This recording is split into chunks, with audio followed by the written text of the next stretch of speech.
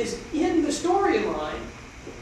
All the sublime elements of it don't have to be spelled out for you. What a unicorn means, what a phoenix means, what a philosopher's stone means. You don't need to know what all those things mean to understand that Harry rises from the dead in the presence of these things, and your heart recognizes its qualitative meaning. So my 9-year-old son, he hears these stories. He doesn't get the literary output, all the references, the alchemical marriage and alchemical mercury and sulfur and all that stuff. He doesn't get any of that stuff. He doesn't know the metaphysical poets. Maybe a little George Herbert, not that much, right? He gets the experience of that. That's what counts. And all of us get that. I love.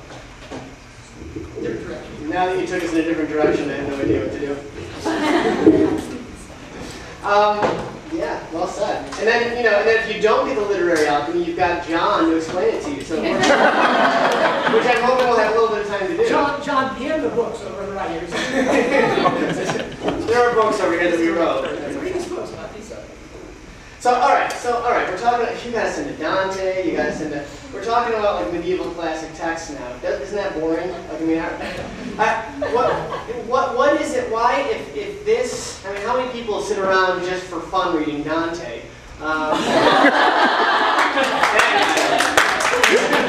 Okay, so there's one in the whole thing. Okay. 2, 3, okay, so we got less than 10%. And I'm in there too, right? We're almost at 25%.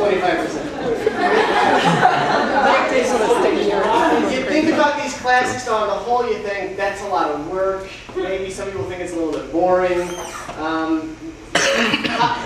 If J.K. Rowling's books are classics, how do they work as classics? Don't they have to be boring? I mean, don't they have to be hard work? That's the question. Because that's the impression that we get, is they have to be hard work if they're going to be. Well, some classic authors are indeed hard work. Faulkner is hard. Wallace Stevens is hard. Eliot is hard. Tolstoy. But I think the question is, as hard work, as difficult or as easy as reading these authors may be to individual readers, is it worth your time and trouble? Is it emotionally rewarding and intellectually challenging in the end? And if you can rate someone, as I do, Rowling very high in both of those areas, it's worth all the trouble of 4,100 pages 15 times over to get that kind of experience as a reader from it. And Faulkner's worth it for me, and he's not for some of my friends. So these things vary. So let's alter the question. We're still reading Dante, we're still reading Homer, we're still reading a lot of this stuff. Are we still going to be reading Rowling years and years and years to come? Or are these books going to be dated too quickly? Well, I'm going to jump in here. Take it out there. Okay, the only reason that these books would be dated in 5 to 10 years is they're so heavy with the themes which are the fabric of our worldview today. Okay, we're postmoderns per se, and so we have certain specific beliefs that are in every story that's being told in this age. And if the story is going to be very popular, it's going to have to confirm those beliefs as postmoderns. I mean, we believe that the myth, the meta-narrative is evil because it generates prejudice, and prejudice is the core evil. And that anything that alienates and drives people to the periphery and says that one core group is good, those are the bad people, right? And every story is going to show that there's this myth that the pure blood wizards are the best, right? And that rich people are the best. And how many different bad meta-narratives are there in Harry Potter or whatever? Basically, all you need to do is look at Order of the Phoenix. You know the Order of the Phoenix is a good guy because every single member of the Order of the Phoenix is an alienated person. All right? They're poor. They have too many children. There's one serious genetic crime. We've got a half giant. We've got a mudblood. We've got a kid with the the stairs. So we have a gay wizard. We've got all the people that have been shoved to the periphery and they're the alienated characters, and we know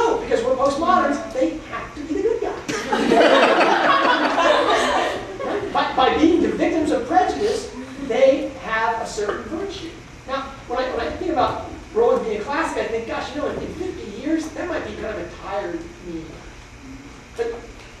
But no, I don't, because the idea that you have, the core idea there is that you have to penetrate. When Austen and Dickens have their characters talk about what's the chief virtue, what they get from reading, they talk about penetration. That you have to be able to pierce the surface to see what's going on underneath. And the message underneath that postmodern meme about prejudice is that you have to do more than just see a person and encounter them. Because really what Rowling does in her Trick of the Voice is that she steals a lot from Austen. She's doing a pre-modern rather than a postmodern number on this. And she's even attacking in some sense some postmodern themes.